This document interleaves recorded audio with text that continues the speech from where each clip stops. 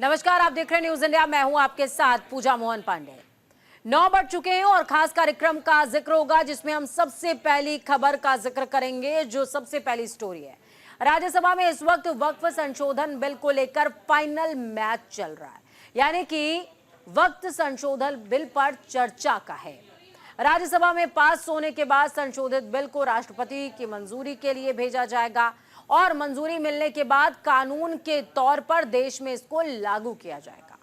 वक्फ को लेकर सरकार विपक्ष को वॉक ओवर देने के मूड में नजर नहीं आ रही। शायद यही वजह है कि इसे जल्द ही कानूनी रूप देने के मूड में है। एक दिन पहले इसे लोकसभा में बहुमत से पारित किया गया।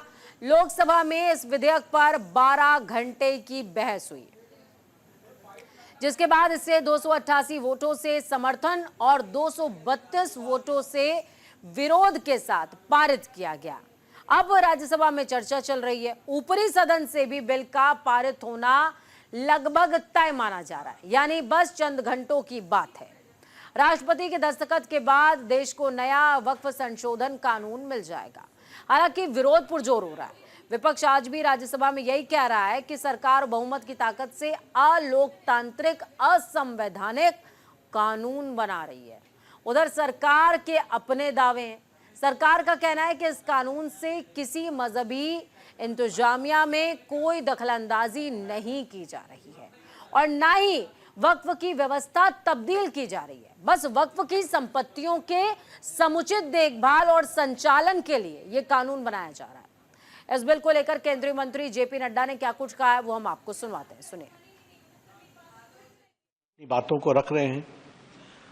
कुछ बातें इस प्रकार से ध्वनि उसकी आती है जैसे कि सरकार, भारत सरकार आदरणीय मोदी जी के नेतृत्व में इस वक्फ बिल, इस उम्मीद को जो लेकर के आई है, वो कहीं बुलडोज कर रही है। ये ध्वनि देने की कोशिश हो रही है। मैं इसको सबसे पहले एक जिम्मेवार राजनीतिक दल के राष्ट्रीय अध्यक्ष के रूप में इस ध्वनि को समाप्त करके, इस नैरेटिव को जो बनाया जा रहा है उसका पुरजोर विरोध करता हूं और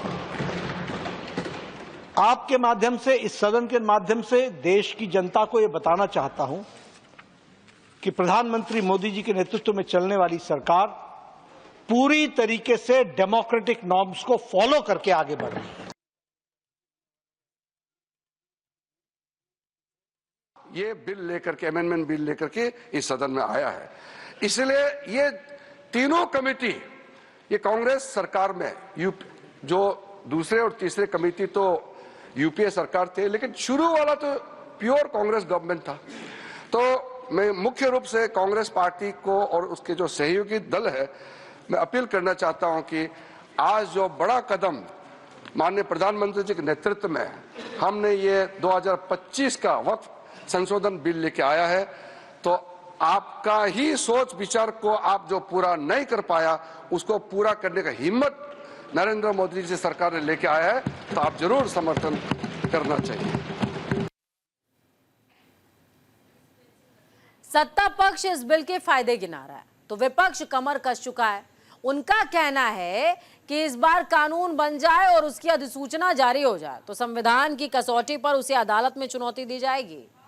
कांग्रेस, डीएमके, समाजवादी पार्टी, आम आदमी पार्टी समेत तमाम सियासी दलों और मुस्लिम संगठनों ने कहा है कि इस कानून को सुप्रीम कोर्ट में चुनौती देंगे और इसके पीछे कई आधार भी बताए जा रहे हैं। चर्चा के दौरान विपक्ष के नेताओं ने इस बिल को लेकर क्या कुछ कहा है, वो भी जानना समझना जरूरी है। सुनिए। हमारा एक भी रिकमेंडेशन उसमें लाया नहीं गया है, तो अगर वही आपको करना था, जो स्टेक होल्डर जो आए थे, जो आप डिपोज किए थे इसके खिलाफ में, उनका सुझाव नहीं लेना था, अपोजिशन के एमपी का सुझाव नहीं लेना था, जेपीसी गठित ही नहीं करना था। आज जेपीसी की बात करें, आप ऐसा करें, हमने इतना बड़ा डील कर दिया, हमने जेपीसी में भेज दिया। अरे जेपीसी में भेज के किया क्या?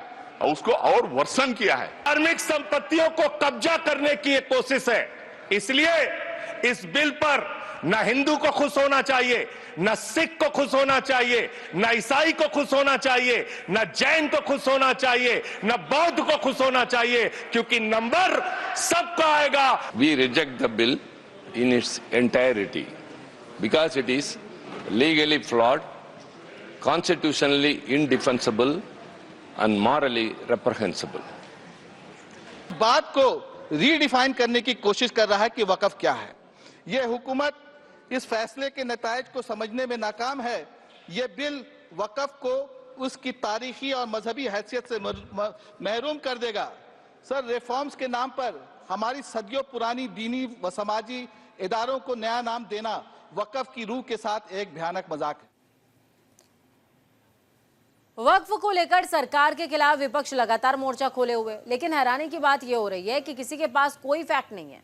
विरोध के नाम पर सिर्फ इतना ही कि सरकार मुसलमानों को परेशान कर रही है। केंद्र सरकार जिन मुद्दों के आधार पर यह बिल पेश कर रही है, उनका जवाब किसी ने नहीं दिया। किसी ने यह बताने की जहमत नहीं उठाई कि वक्फ बोर्ड की मनमानी और बद इंतजामी के खिलाफ क्या होना चाहिए। ये बात सामने नहीं आई है।